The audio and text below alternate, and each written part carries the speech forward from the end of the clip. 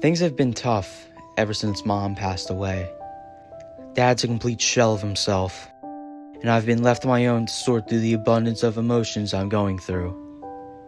It was actually a relief when Dad told me he was going to head to the cabin for the week.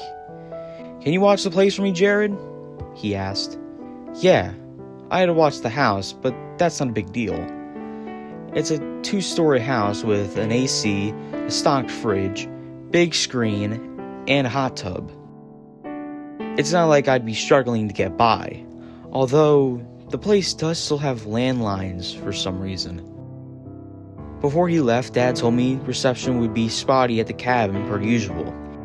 If I really needed anything, I should call between 9 and 11 when he'd be out at the local bar. I told him not to worry about anything, and I highly doubted I'd need him. If I couldn't reach him, I should call Terry next door if I needed anything. Well, it didn't take long before I needed him. I was soaking in the hot tub when the lights in the backyard turned on. The lights back there are motion sensors. Silly me. I forgot to set the security system. What was the code again? As things stood, the alarm wouldn't go off if someone broke in. Thankfully, that animal or whatever it was had triggered the motion sensors and reminded me. I'll call Dad and ask for the code. It was getting close to 11, so if I wanted to catch Dad, I needed to call him quick. My fingers scrolled through until I saw the D's in my contacts. I hit call. It began to ring. Suddenly, the landlines did as well. The landline read, "Jared's cell." I looked back at my cell.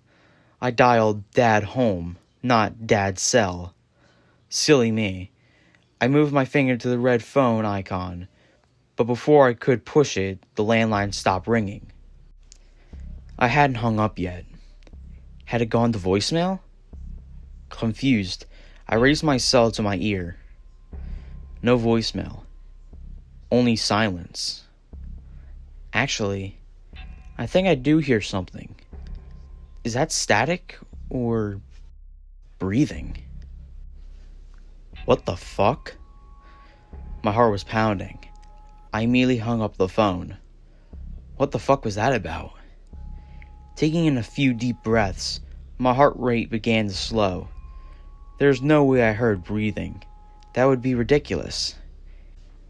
It had to be the phone malfunctioning or something. I exhaled deeply, then began to laugh. Ha! What a way to start off my week alone. My cell began to ring. The ring caused my body to flinch. Clearly still a little jittery. Who would be calling at this hour anyway? Looking at my phone, the call was from Dad home.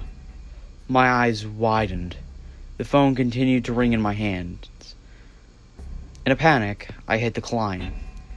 The backyard was illuminated by light once again. This was all happening so fast. Before I could react to the lights, my phone started ringing again. Dad home was calling. Tears began to well up in my eyes, and I hit answer. Hello? I asked. There was no verbal response, but there was something else. A slow inhale followed by a slow exhale. My chest tightened. Hello? I repeated myself. More breathing in return. Keeping the phone to my ear, I began to move towards the kitchen. Once there, I grabbed a large kitchen knife. I ducked behind the island. The breathing on the other lion had ceased. I peeked my head out to survey my surroundings. The open and spacious nature of my dad's house came in handy here. The kitchen was about 15 by 15 with the island directly in the center and at the edge of the house. Peeking around the corner allowed me to see the entirety of the living room. It was a large, wide space directly in front of me. I leaned to the other side of the island to peek in the other direction. They were the doors for the theater room, bathroom, and office. Down a little further was a little opening to the left. If you went in there, you'd see the front door and both flights of stairs. The office had 2 ways to get in, one clearly visible from the kitchen, and one around the corner in that opening. There were 4 landlines in the house. The one in the kitchen, one in the office, one upstairs, and one in the basement. Ruling out the kitchen meant this person could only be in one of 3 places. I sat there behind the island, and my body couldn't stop shaking. I set down my phone and held the knife in both hands. If someone was there and coming for me, I was going to need more than a knife. I knew my dad kept a gun in his office safe, so I peeked around the corner again. The theater room, bathroom, and office doors were all slightly creaked open. Fuck. If I was going to protect myself, I needed to risk it. I inhaled deeply. As soon as I began my exhale, I shot to my feet and tiptoed towards the office. Each step creaked slightly. It was the only sound that could be discerned. Reaching the door, I wanted to pause for fear of what may be inside. I pointed the knife into the crease with my clammy hands and gently opened the door. The only light in the room came from the opening. Gently, I closed the door behind me and left it creak slightly opened as it had been before. Crawling under Dad's desk, I reached for his safe. It wasn't there. Why wasn't it there? Where could it... Oh no. Before he left, Dad told me he'd moved the safe to the basement. The walkout basement. With a door I'm almost certain I had forgotten to lock. Also, where another one of the landlines were. Then I heard movement. Someone was here. I set on a knife so no light would reflect and curled into a ball. Outside the office, I could hear the faint sound of footsteps. Then the sound of a door swinging open. That was a theater room. Moments later, I heard a thud. Another door has flung open. This one closer. The bathroom. That was followed by another thud. That meant the office was next. Do I keep hiding, or do I make a run for it? I decided to run. As the sound nearing the office grew in intensity, I shot through the other door and exited the office, and ducking around the corner. The other door to the office opened. Then there was silence. I held my breath waiting for something, anything to happen. Seconds kept passing by. Everything was still. Please, please, please slam the door so I can run.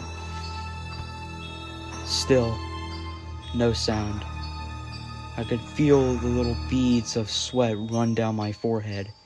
Finally, I heard the other door slam shut, and used that noise to disguise my run to the stairs. Knowing where the intruder was had lessened my apprehension of going downstairs. I maintained quiet feet but quickly maneuvered down the steps. As I reached the bottom, I saw that the walkout door was wide open. I didn't have time to worry about such things. Darting towards the back, I found the safe. I punched in the code. Wrong code. The safe beeped. I heard movement upstairs. You have got to be kidding me. What's the code? I punched it in again. Wrong code. I could hear more sound upstairs. Whoever was up there was being much louder than before. Frantically, I attempted one more time. If this didn't work, I'd have to make a run for it. The safe door swung open. I grabbed the gun and hid. While hiding, I turned the safety off, then checked to see if it was loaded. Thankfully, it was. The creaking of floorboards could be heard overhead. Each sound grew nearer to the top of the stairs. I closed my eyes and tried to focus. Steadying the gun, I aimed where the intruder would be in my line of sight on the stairs. The sounds grew increasingly louder. A figure appeared at the top of the stairs. Even in the dark, I could make out his all-black outfit and ski mask. One arm was raised, and it looked like they were casually managing their neck. The figure hobbled awkwardly. Each step looked more off-balance than the last. I waited until they reached the easiest spot for me to aim. I fired the gun. A brief moment passed, and then the body came tumbling down the remaining stairs, flickering on the lights. I kept my distance, gun pointed at the intruder. Red stains soaked the area beneath the man's body. Kicking at him a few times, there was no reaction from his limp body. Curiosity got the best of me, and I decided to flip the man over. He was bleeding immensely from his neck. Removing the ski mask, I immediately became confused. The person was a complete stranger to me. Why would they break into my house? What was the purpose in doing so?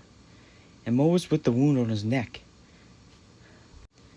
I'd fired a gun at this man, yet his wound wasn't a bullet hole. It looked like it had been slashed. Looking over to the stairs, there was a hole in the wall. Had I missed? Then how did... It was then that the landline began to ring. It read, Jared Cell.